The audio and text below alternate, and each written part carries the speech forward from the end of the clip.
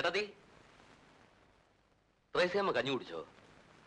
ആദ്യം കുറെ മടി കാണിച്ചു, പിന്നെ നിർബന്ധിച്ചപ്പോ കുടിച്ചു. എന്നും അങ്ങനെയാ.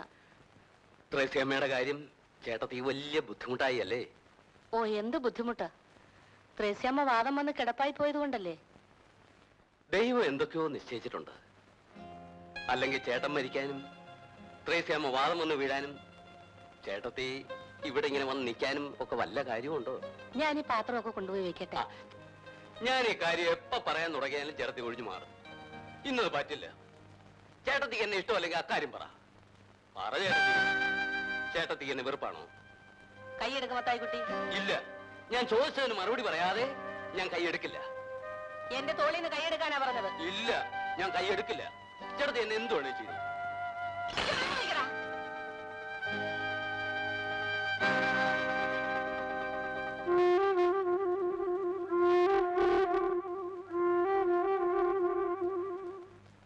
ആളുകൾ ചോദിച്ചാൽ എനിക്ക് മറുപടിയില്ലേ ചേട്ടത്തി?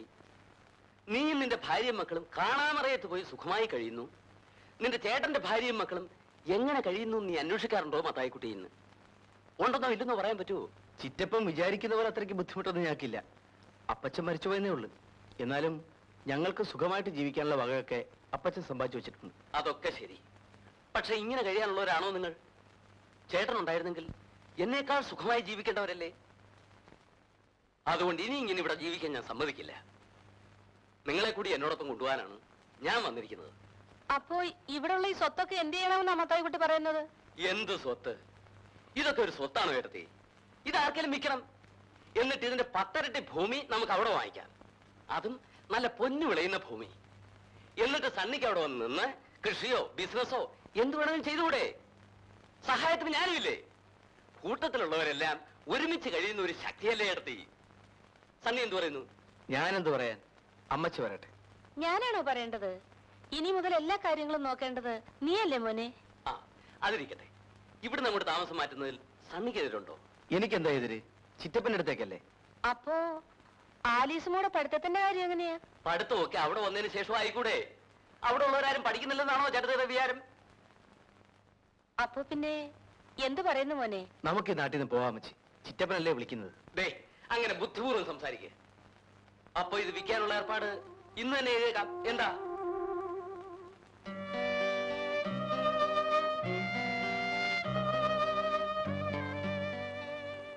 അമ്മച്ചി, അമ്മച്ചി എന്താ ആലോചിച്ചിരിക്കുന്നത്?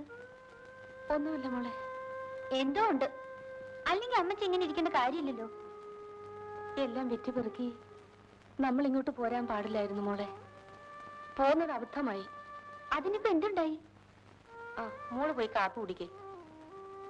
അമ്മച്ചി, കാനഡയിൽ നിന്ന് ജോയിച്ചിന്റെ കത്തുണ്ടായിരുന്നു. എന്താ വിശേഷം? ഒത്തിരി വിശേഷമുണ്ട്. നിനക്ക് വന്ന കത്തല്ലേ? ഞാനെന്തിനാ വായിക്കുന്നത്? പുള്ളിക്കാരൻ അടുത്ത മാസം തന്നെ വരുന്നുണ്ട് പോലും. മടങ്ങുമ്പോ ഒറ്റയ്ക്കായിരിക്കില്ലത്ര. വരട്ടെ.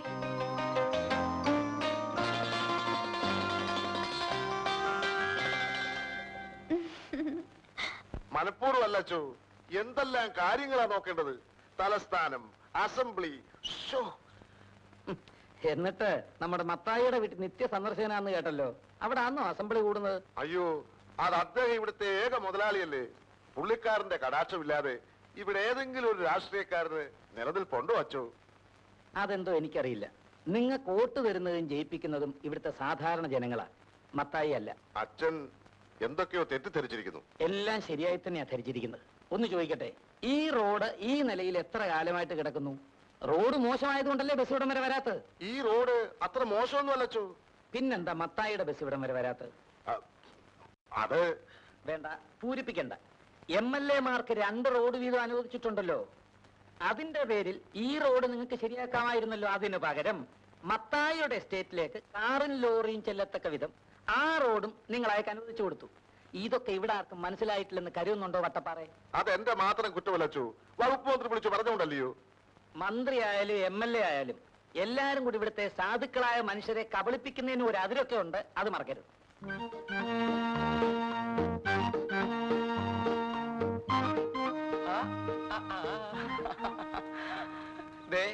ഞാൻ സാറിനെ കാത്തു നിൽക്കുകയായിരുന്നു. എന്താ കാര്യം? സാർ ഒരു പോളിസി എടുക്കണം. എനിക്കെന്തിനാണോ പോളിസി? ഞാൻ ഈ നാട്ടുകാർക്ക് വേണ്ടി എന്തെല്ലാം നല്ല കാര്യങ്ങൾ ചെയ്തിരിക്കുന്നു. അതുകൊണ്ട് ഞാൻ ഈ നിയോജക മണ്ഡലത്തിലെ ആജീവനാന്ത MLA ആണ്. ഉറപ്പാ. സാറിനൊന്നും തോന്നരുത്. ഞാനൊരു സത്യം പറയാം. സാറിന്റെ സ്ഥലപ്രവൃത്തിയെ പറ്റി ഇവിടുത്തെ ആൾക്കാരിൽ നിന്ന് അറിഞ്ഞിടത്തോളം സാറിന് ലൈഫ് ഇൻഷുറൻസ് വളരെ ആവശ്യമാണ്. ഒരു വലിയ തുകയ്ക്ക് ധൈര്യമായി എടുക്കാം. അങ്ങേയറ്റം പോയാൽ 2 പ്രീമിയത്തിൽ കൂടുതൽ കെട്ടേണ്ടി വരില്ല. തീർച്ച 2 വർഷത്തിനകത്ത് മുഴുവൻ തുകയും ഭാര്യയ്ക്കും മക്കൾക്കും കിട്ടും. താനെന്താ പറയുന്നത്? 2 കൊല്ലത്തിന് ഞാൻ മരിച്ചു പോകുന്നു. പിന്നെ മുഖസ്തുതി പറയല്ല, അത്രയും വേണ്ടി വരില്ല. അതിനകത്ത് തന്നെ അത് സംഭവിച്ചോളൂ. ഓരോടുന്ന് താൻ ആരോടാണ് സംസാരിക്കുന്നറിയോ? ചേട്ടാ, ഒരു നല്ല കാര്യം ചെയ്യാന്ന് വിചാരിച്ചപ്പോ വേണ്ടെങ്കിൽ വേണ്ട, പിന്നെ മരിച്ചു കഴിഞ്ഞിട്ട് പിന്നെ നോക്കിച്ചിട്ട് കാര്യമില്ല. ആ, നീ നിന്റെ അമ്മയും ഒക്കെ എന്താ ധരിച്ചു വെച്ചിരിക്കുന്നത്? നിങ്ങളെയൊക്കെ സംരക്ഷിച്ചു കൊള്ളാമെന്ന് ഞാൻ ആർക്കും വാക്ക് കൊടുത്തിട്ടില്ല. മര്യാദ കഴിഞ്ഞാൽ കൊള്ളാം, ഇല്ലെങ്കിൽ അമ്മയും മക്കളും ഇറങ്ങണം ഇവിടുന്ന്. ചിറ്റപ്പൻ ഇത്രയേറെ ശോഭിക്കാൻ ഇവിടെ ഇപ്പൊ എന്താ ഉണ്ടായത്? അതൊന്നും അറിഞ്ഞോട്ടെ. എന്തുണ്ടായിരുന്നു?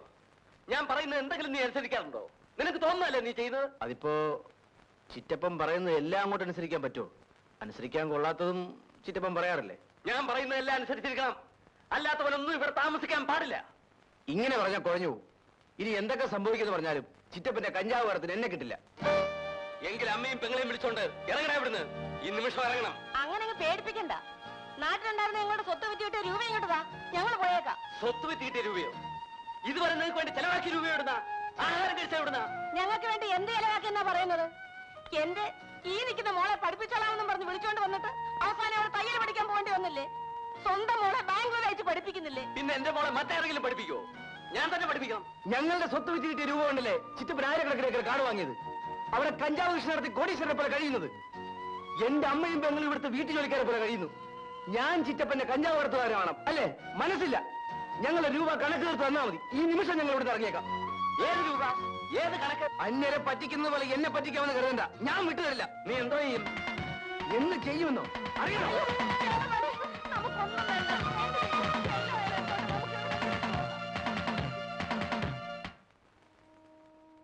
മത്തായി ഇത്രയേറെ കൊള്ളാത്ത ആളാണെന്ന് ഞാൻ അറിഞ്ഞിരുന്നില്ല. പണത്തിന് വേണ്ടി എന്തും ചെയ്യാൻ മടിയില്ലാത്ത ആളാണെന്ന് ഞാൻ കേട്ടിട്ടുണ്ട്. എന്നാലും ഇത് പാടില്ലായിരുന്നു. ഇനി അതേക്കുറിച്ചൊന്നും പറഞ്ഞിട്ട് കാര്യമില്ലച്ചോ. അച്ഛൻ ഞങ്ങൾക്ക് ഇവിടെ എവിടെയെങ്കിലും ഒരു വീട് ഏർപ്പാട് ചെയ്ത് തരണം. എനിക്കും മക്കൾക്കും ആരോഗ്യം ഉണ്ടച്ചോ. ഞങ്ങള് ജോലിയെടുത്ത് ജീവിച്ചോളാം. ശരി, നമ്മുടെ കറിയാച്ചന്റെ വീട് ഒഴിഞ്ഞു കിടപ്പുണ്ട്. അത് ഞാൻ ഏർപ്പാട് ചെയ്തു തരാം. തൽക്കാലം അവിടെ താമസിക്കാം. മതിയച്ചോ. പക്ഷേ ഇന്ന് തന്നെ ഞങ്ങൾക്ക് ഇങ്ങോട്ട് മാറിയാൽ. അങ്ങനെ ആയിക്കോട്ടെ. സണ്ണിക്ക് ഡ്രൈവിംഗ് അറിയാമല്ലോ. ഒരു ജീപ്പ് വാങ്ങാനുള്ള പണം ഞാൻ ബാങ്കിൽ നിന്ന് എടുത്തു തരാം. കുറേശ്ശെയായിട്ട് അടച്ച് ബാങ്കിലെ കടം തീർത്താൽ മതി. വലിയ ഉപകാരച്ചോ. അച്ഛനോട് ഇതിന് നന്ദി പറയേണ്ടത് എങ്ങനെയാണെന്ന് ഞങ്ങൾക്കറിയില്ലച്ചോ. ഇതിന് നന്ദി പറയേണ്ട കാര്യമൊന്നുമില്ല. ചെയ്യാൻ കഴിയുന്ന സഹായങ്ങൾ പരസ്പരം ചെയ്യുക, അതാണ് മനുഷ്യത്വം.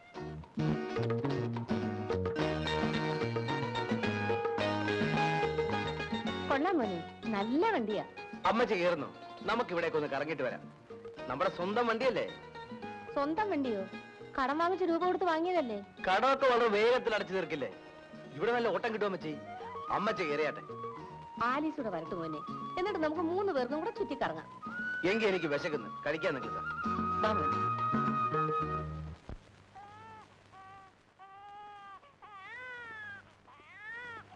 സിസ്റ്റർ, നിങ്ങൾ പുറത്തേക്കണം. ഇവിടെ രോഗികൾക്ക് മരുന്ന് കൊടുത്തോണ്ടിരിക്കുക. ഞാനും ഒരു രോഗിയാണ് സിസ്റ്ററെ. നിങ്ങളെ കണ്ടിട്ട് പുരുഷനാണെന്ന് തോന്നുന്നല്ലോ. സംശയമുണ്ടെങ്കിൽ പരിശോധിച്ചു നോക്കാം. ഇവിടെ സ്ത്രീകൾക്ക് മരുന്ന് കൊടുക്കുന്ന സ്ഥലമാണ്. അതെനിക്കറിയാം സിസ്റ്റർ. എന്റെ ഈ നടുവിനൊരു വേദന. നിങ്ങൾ മദ്യപിച്ചിട്ടുണ്ട് അല്ലേ?